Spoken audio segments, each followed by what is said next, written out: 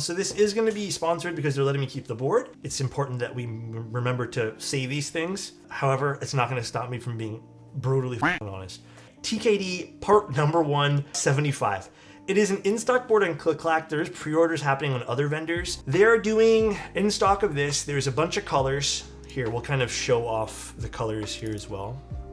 There is a butt ton of colors they got going on. So they got black, silver, dark gray, wine red, green, purple, pink, very Perry, which is very nice, a coating yellow, coating blue, coating brown, coating warm white, and coating cold gray, motley white, and warm gray. So there's a lot of colors here. It seems to be $230 across the board, unless you want the forged carbon fiber upgrade, which preference, you may want a carbon fiber plate. $25 extra for forged carbon fiber. I don't know. It's up to you if you want to spend that much more money.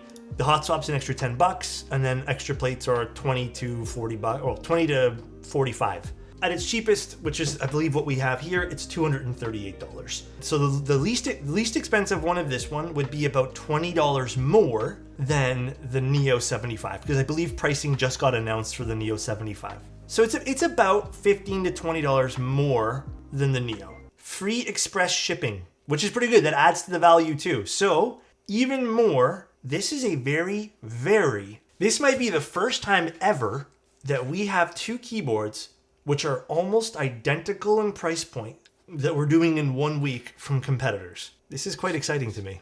And we're gonna be comparing this all stream, I think. This is gonna be pretty much a big comparison.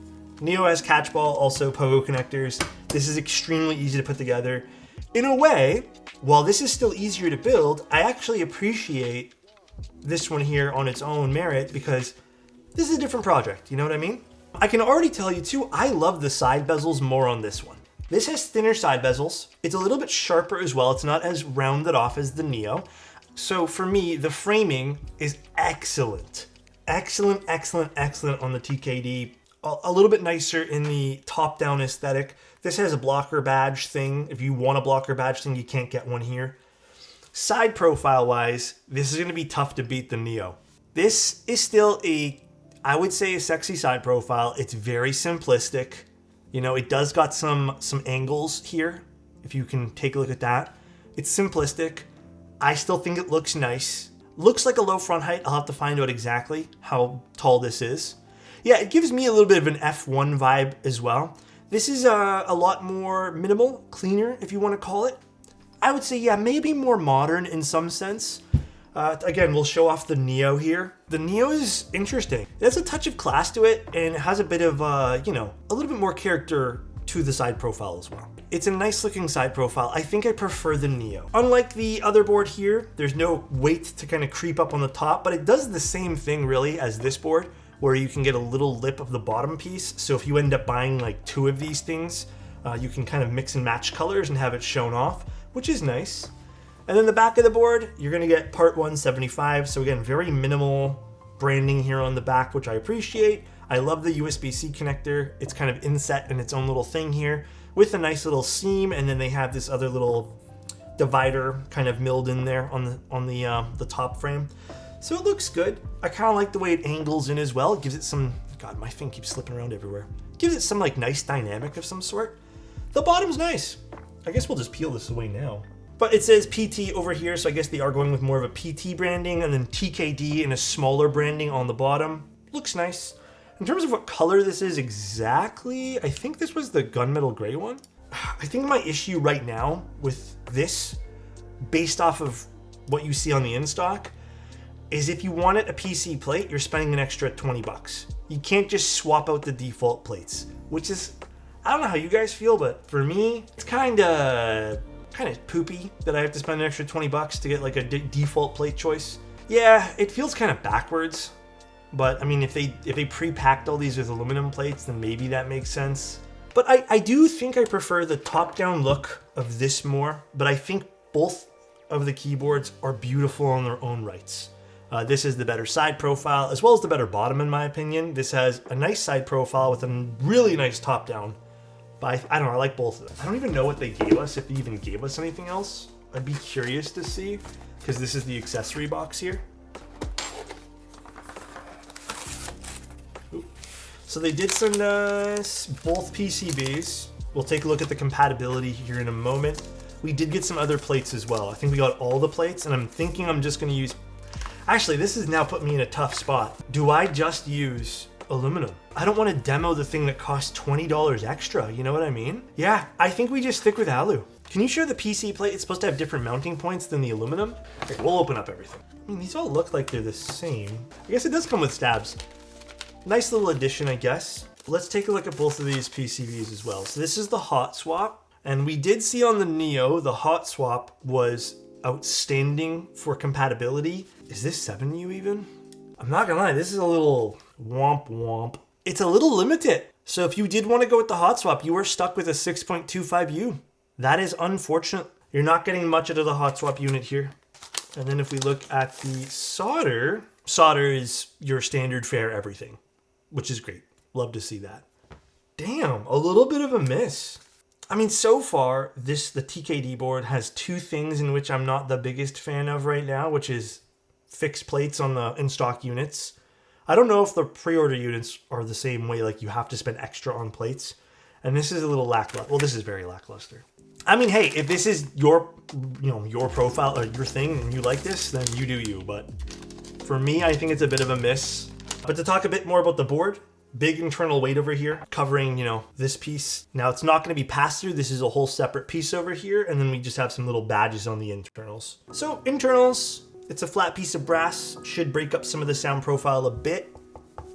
Sounds pretty solid. Not that I think the knock test is anything good. Ribbon cable though, a bit smudge, but I understand why it's there.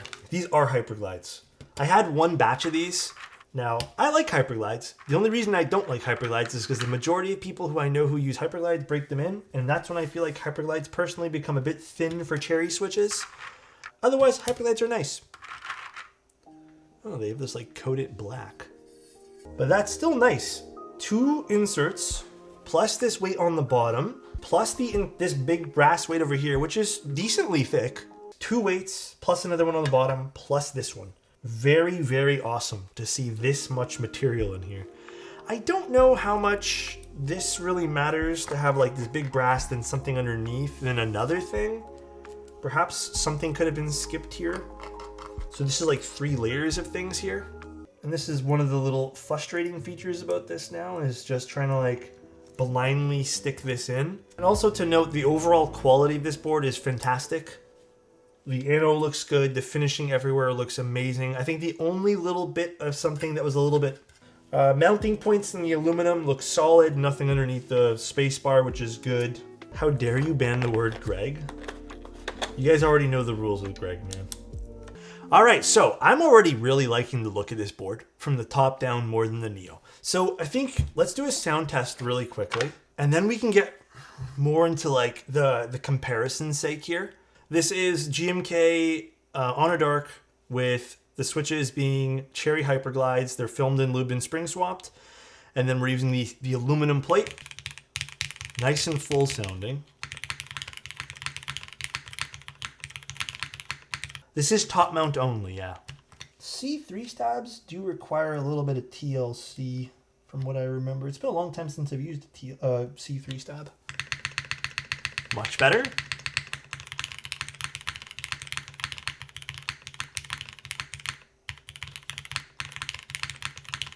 Okay, this is a very, very good top mount. It's comfortable to type on. I don't know the front height yet. I'll have to double check on the website, but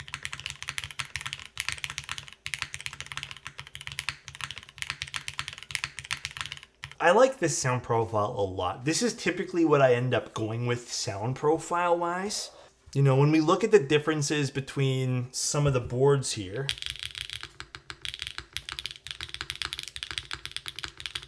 I would even assume that if we were to go with like a Cherry for all this, which we did try on the PP plate, I think the overall sound signature of the gaskets on this is going to lean to a bit of a deeper overall sound signature. This is that classic top mount sound, and I think it's done very well. Not that it's super hard, just to put it in perspective, I don't think it's super hard to do top mount very, very well.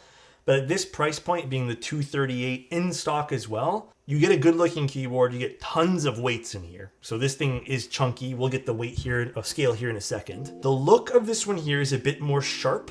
So if you look at the top down, they're a bit more sharp. This has a rounded corner, just a more rounded aesthetic in general. Even the side profile on this one here, if we look at both, which makes this a little bit more difficult. I thought there would be like a clear winner, if I'm being honest. Yeah, and this is all going to be preference based, by the way, guys. I'm just going based off of what I like, by the way. So you guys could have your own opinion on which one you like more.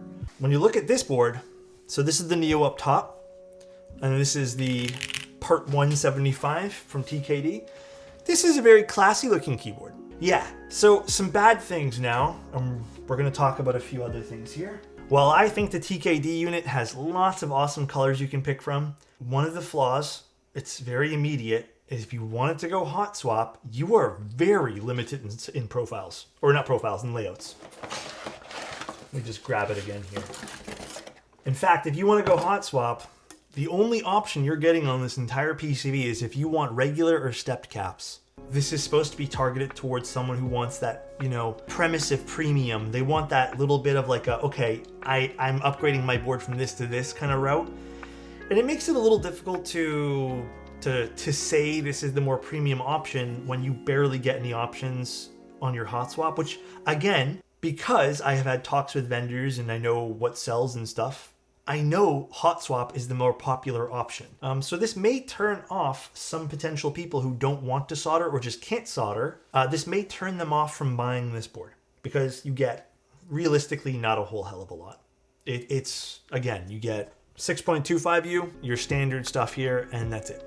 If you go the solderable route like I did today, you get everything, which is fantastic. This a lot more in terms of ease of building as well. This uses 9 screws on the back. This just has catchball system as well as the pogo connector.